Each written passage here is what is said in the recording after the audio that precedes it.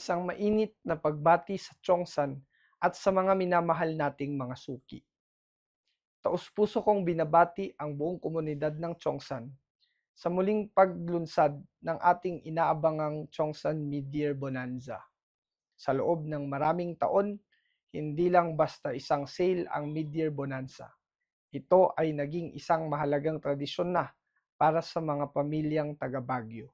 Tuwing sasapit ang panahong ito, alam ng bawat taga-Baguio na ito ang pinakamagandang pagkakataon upang makabili ng mga produktong mataas ang kalidad ngunit nananatiling abot kaya at matipid para sa bulsa.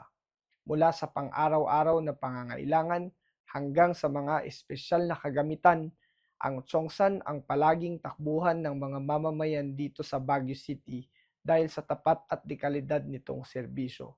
Kaya sa lahat ng ating mga suki, magkita-kita po tayo mula May 29 hanggang June 7 sa iba't ibang outlets ng Chongsan at huwag palampasin ang tradisyong ito ng tipid at kalidad.